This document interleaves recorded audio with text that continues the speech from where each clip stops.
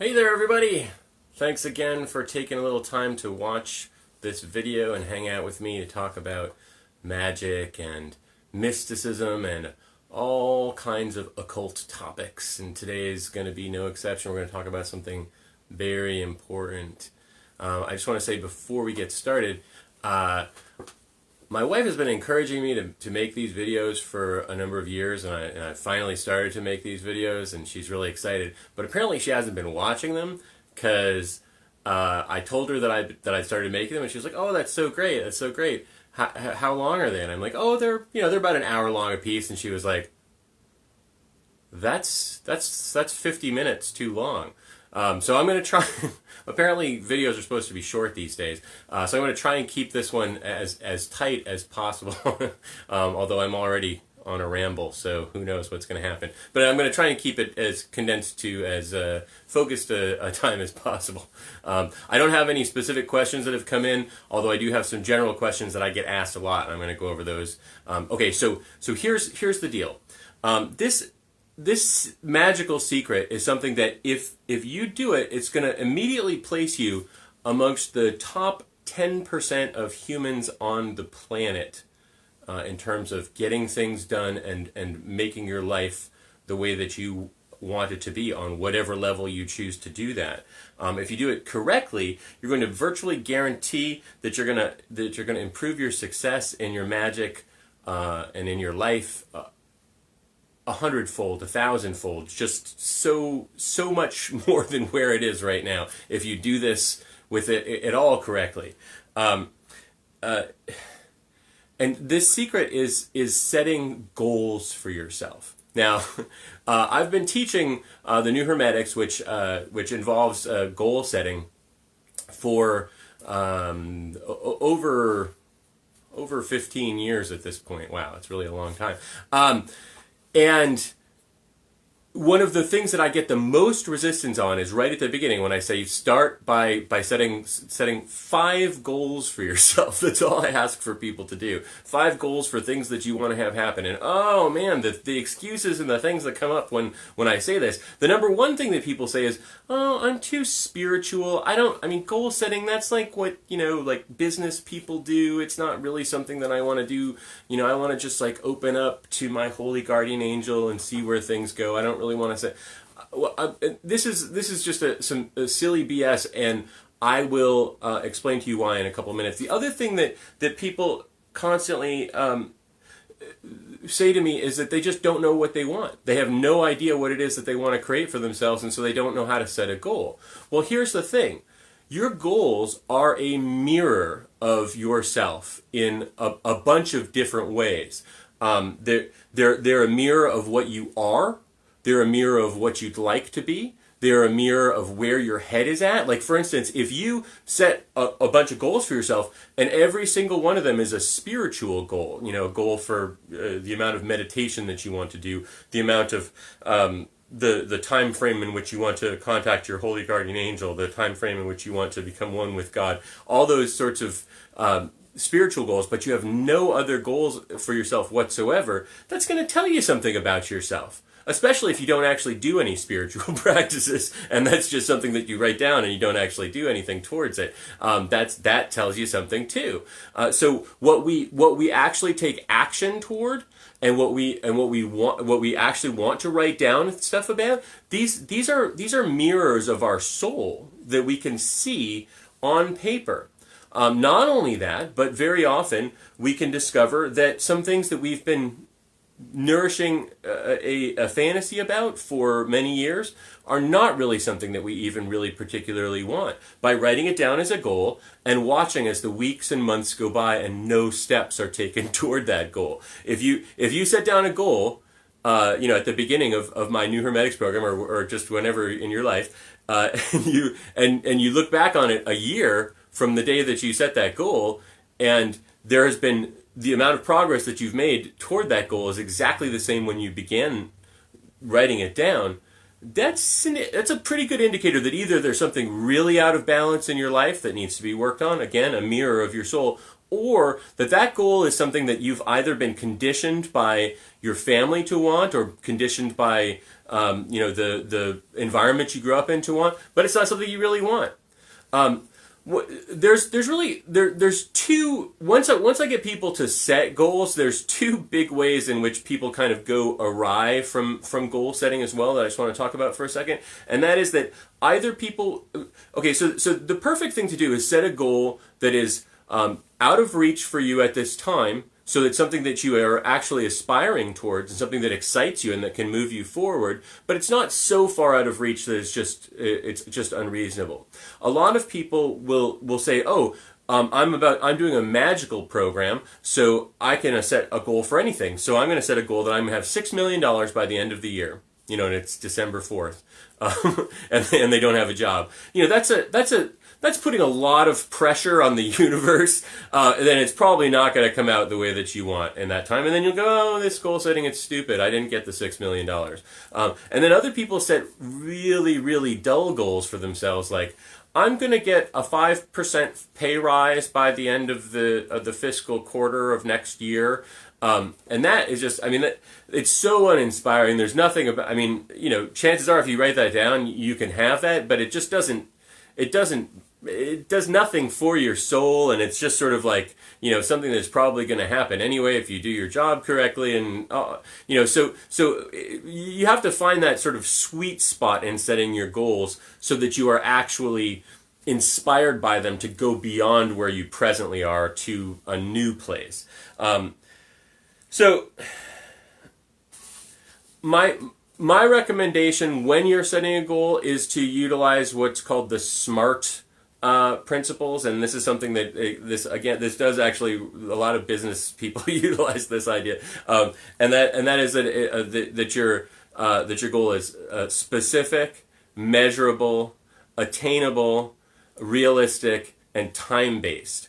And I have a specific, much simpler formula for getting this done. That if you were to get some of my audio programs or sign up for my online course, you'd see my exact way of doing this. Is actually simplifies it a great deal. But basically, you want to know exactly what it is that you want specifically. You don't want to just set a goal to that I'm going to feel better, because that's too vague. You don't know. You won't even know. Maybe you'll feel better. Maybe you won't. You'll have no way of measuring that, or knowing whether you've gotten it or not. It's just something that it's almost just a waste of writing something down.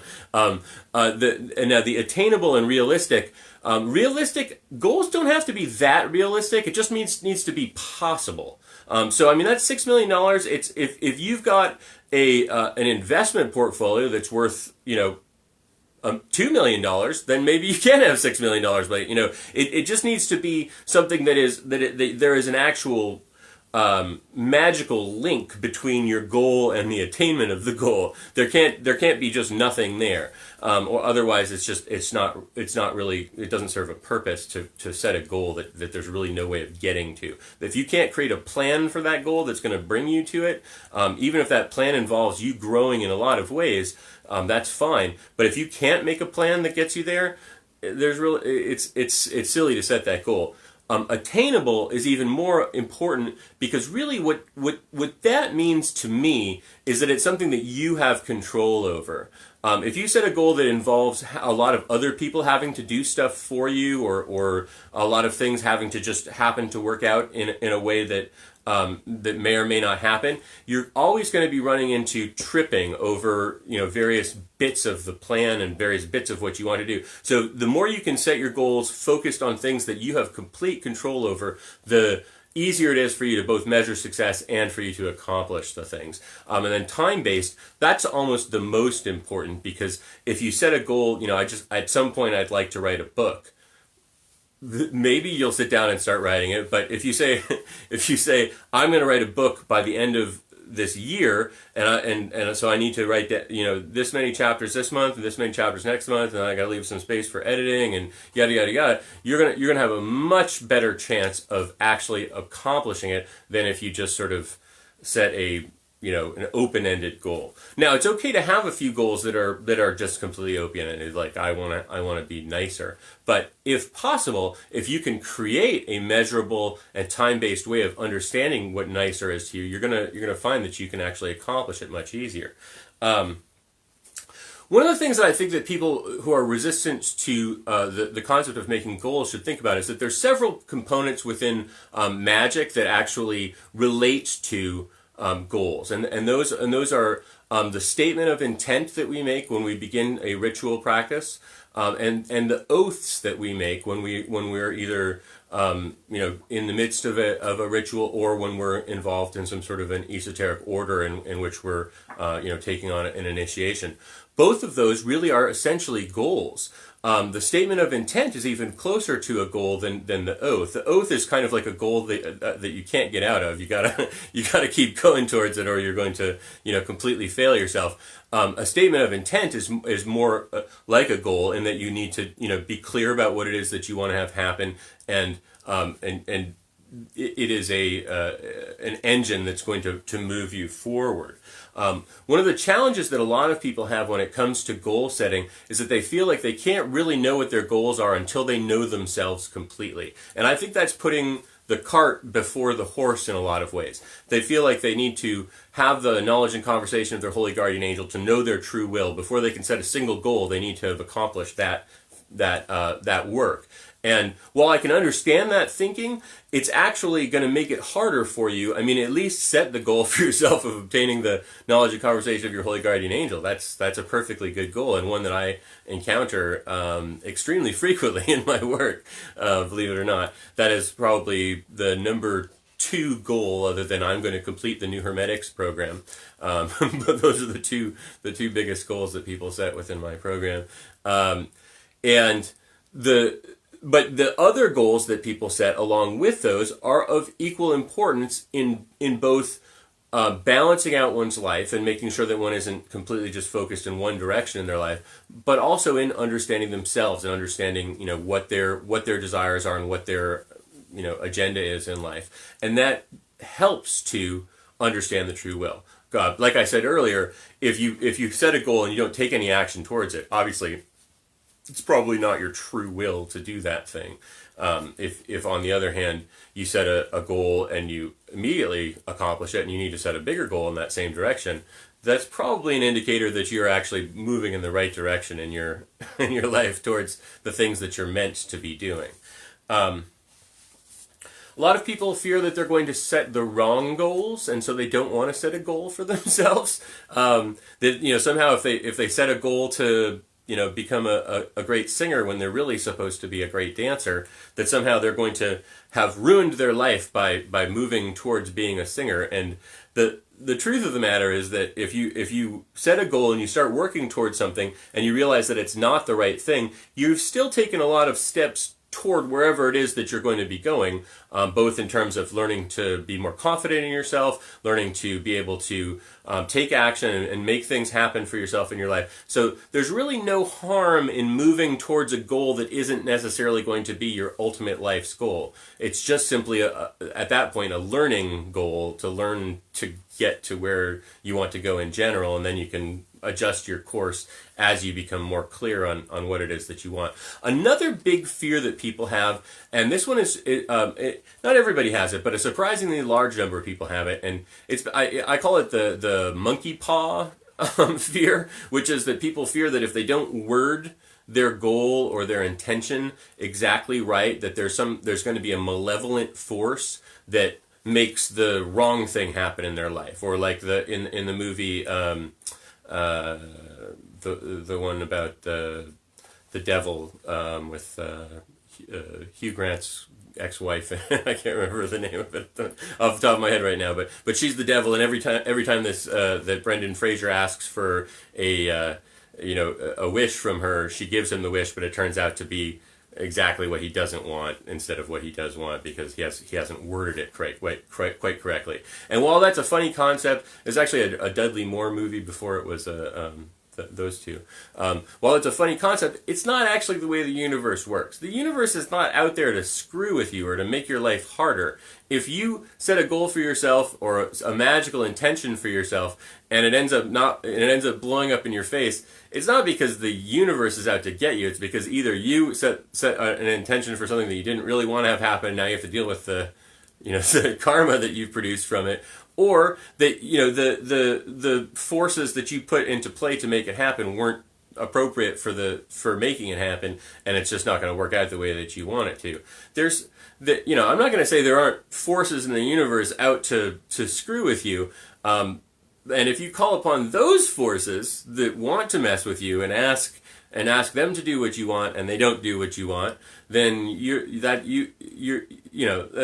it's like asking your enemy to do you a favor. Obviously, they're not going to. They're going to do their best not to do that favor. So you can choose that way of going, but just setting a goal for yourself, you don't need to worry. If the words aren't exactly right, but the intention is exactly right, you're going to be moving in the correct direction.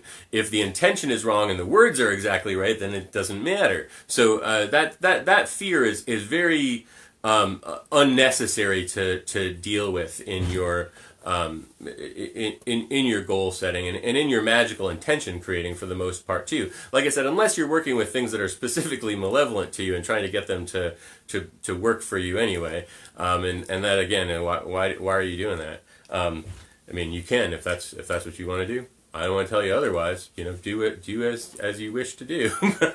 But it's not necessarily going to work out for you. In my courses, I teach a few other sort of distinctions that go along with this process, but I think I've given you sort of the gist of it and answered some unspoken questions about the subject, and so I think I'll leave it there, and I'll talk to you again soon.